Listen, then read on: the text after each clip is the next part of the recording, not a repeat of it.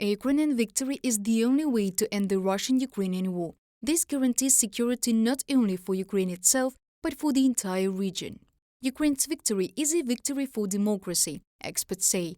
Any other outcome of the war will only increase Russian aggression. The Russian Federation has put all the foundations of the civilized world in doubt, under constant terror, in conditions of constant blackmail. It has put the whole world in conditions of destabilization. We remember very well how Russia approached the issue of selling oil and gas to the same European Union, how it artificially created a migration crisis on the border with Poland. And we remember the points of destabilization that the Russian Federation has been creating all over the world, from South America to Africa and the Middle East. Kyiv will not accept any negotiations with Moscow until its troops leave the territory of Ukraine. This is supported by our international partners.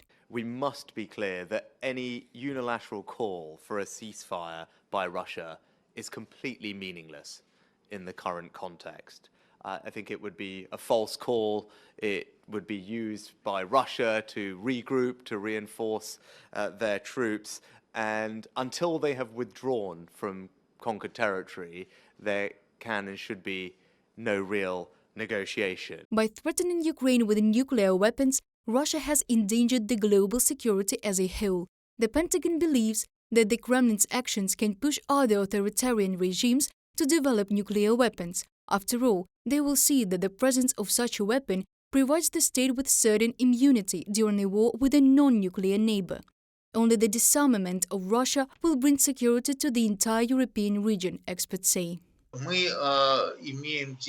We are now dealing with an unprecedented situation when the leader of a nuclear power threatens the whole world with a thermonuclear war, and then he will have to make a decision regarding the usage or non-usage of nuclear weapons. And this will probably be the most dangerous moment in our history of recent years. Russian aggression against Ukraine has led to a crisis in the global economy. The World Trade Organization is sure that the situation will only worsen next year because of the war. Если в октябре 2021 года. In October 2021, it was said that physical volumes of the world trade would grow by 4.7%. In 2022, then in April of 2022, it was said that they would grow by 3%. That is minus 1.7% of the world trade. It was essentially lost due to the outbreak of this war. And now they say the growth will be by 1% in 2023.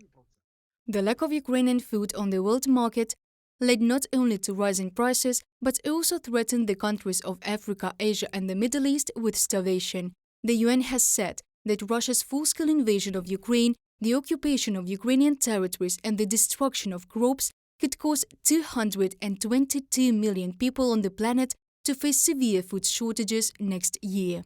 Millions of people in the Middle East and North Africa are now facing the consequences of Putin's war on Ukrainian crops. So let us set the record straight.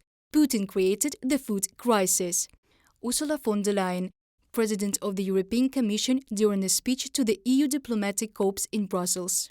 Understanding the significance and the role of Ukraine's victory, the country is supported not only by the heads of partner states, but also by their citizens. The European Parliament has published statistics according to which 74% of the EU population approve of assistance to Ukraine.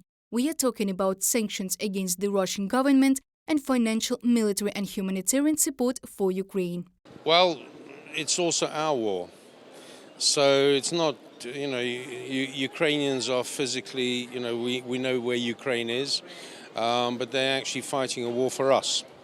So I think it's actually very important for all of us to be involved and support Ukraine actually for Ukrainians, but also for us. So it's not, we don't see that it's a war happening somewhere on the other side of the world. It's actually in Europe, and we're part of it. Reported by Diana Kolesnik, Angelika Brushnevska, UATV News.